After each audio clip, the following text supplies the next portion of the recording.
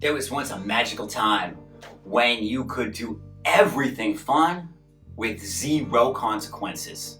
Luckily, we got an expert to help us understand what this decade was like.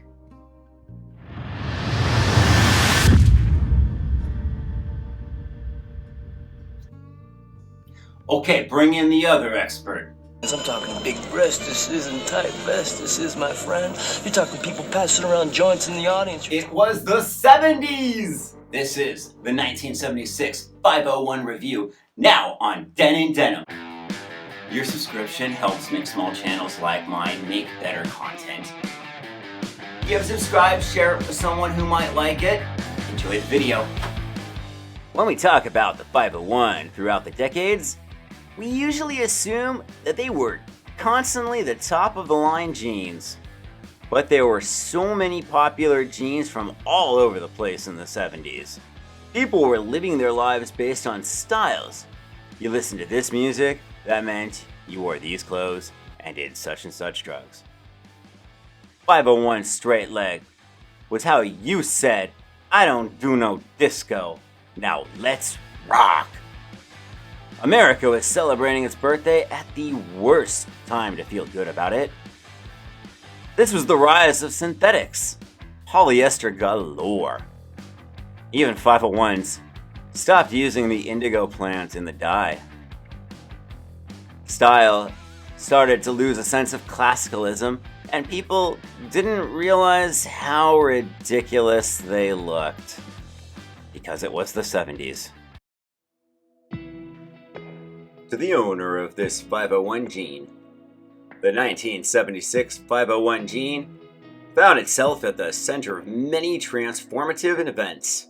It was the year punk broke out, with the release of the debut album by the Ramones and the first single by the Sex Pistols, Anarchy in the UK, a song title that suggested revolution was in the air. It also marked the US bicentennial, the 200th anniversary of the Declaration of Independence. Patriotic celebrations took place across the country, providing respite from the bleak Vietnam War years that had recently ended. As the ultimate iconic American garment, the 501 jean fit in perfectly. A pair of 501 jeans from 1976 had a slightly slimmer leg and lower rise than earlier counterparts. Like 501 jeans from years before, they still had a signature button fly and orange contrast stitching. The fabric was a bright shade of sulfur-dyed indigo, a method first introduced by Cone Mills in the 1970s to get more distance out of their petroleum-based indigo dye. In 1971, the Levi's red tab changed from the Levi's Big E logo to Levi's with a lowercase e, conforming to the trademark Batwing design created by Walter Landau in 1967. When vintage Levi's jeans became a hot collectible in the 1980s, the tab's design was a dividing line between what was increasingly rare and what was readily available. Big E, vintage, and Small E, not vintage. These days, the Small E jeans from the late 1970s are also hard to find and highly collectible. We are proud to reintroduce them here. Enjoy these jeans. Quality never goes out of style. The 1976 501s features bar tacks instead of covered rivets, so you don't scratch the hood while you're sliding over it. A button fly. I don't even know how to put on a zipper. Then there's the abnormally big pockets, so you can easily fit a whole ounce of catnip.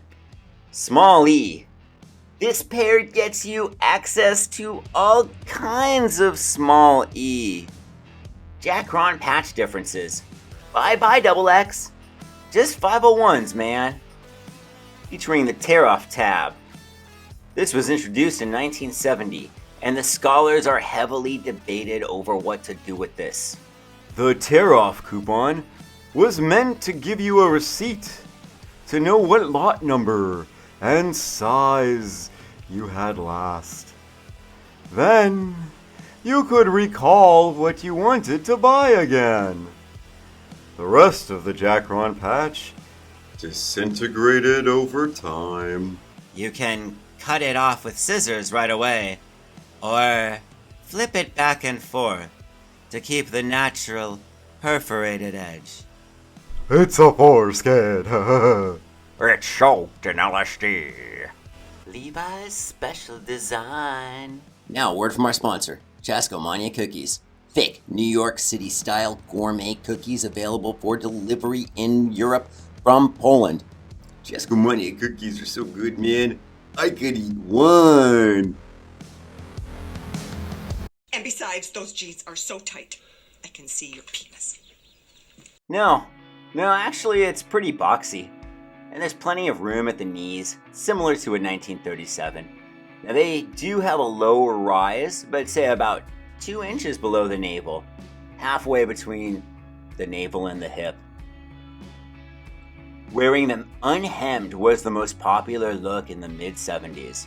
You went hemmed or unhemmed, flared or straight, but nobody really cuffed their jeans in the 70s anymore. I'm also wearing a 1971 golden ticket for comparison. The same waist size, you can see they fit tightly. Then I'm going to wear this white pair is 1984 501s. Same size in the waist again. They fit the best for me, really true to size. Overall, it's one of my top 5 fits. I think it hugs and bends the way it should.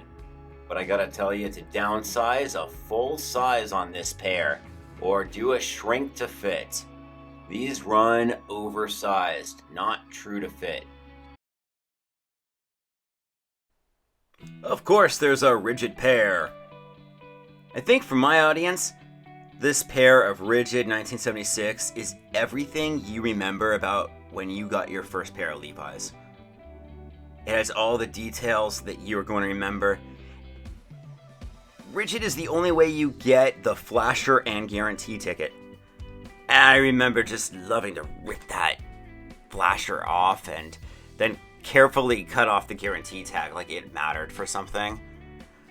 Cornerstone keeps the darkness of the dye, but has white vertical fades on the quads and bud. The patch is completely blown out on this pair. Beachcomber, a medium blue, tiny knee hole and some crotch stitching. Any variation that has the word beach in it probably has pink line selvage also. Riptides, shredded knee holes with denim floss hanging out. Remember, if you get knee rips, to get them in your inseam size, so the rips line up at the knees and not the middle of the shin. I hear you, Hugo. Now it's time for the limited editions. I'm going to start with a little surprise.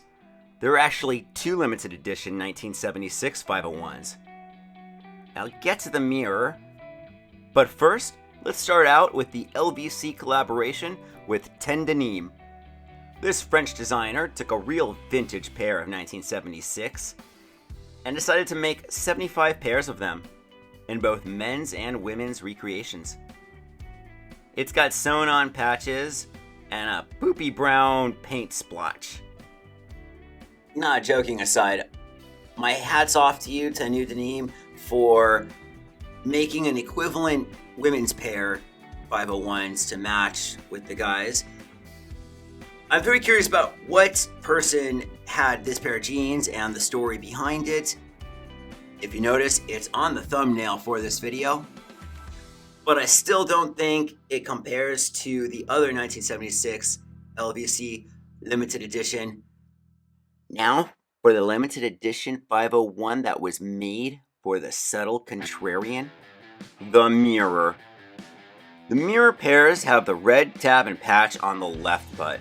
The text reads backwards as if it were in a mirror, even though rivets are printed backwards. But then Levi's took it a step further and used a left twill denim instead of the right hand twill.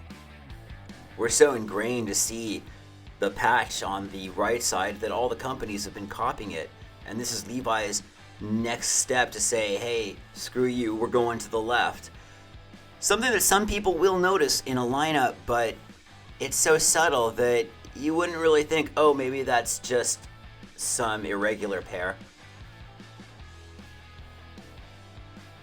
The mirrors stand as my number one personally of all of the limited edition recreations.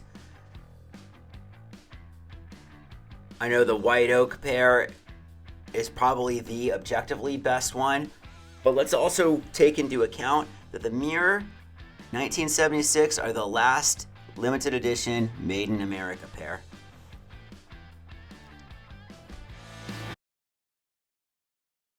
I think this is the pair of Levi's that you fell in love with.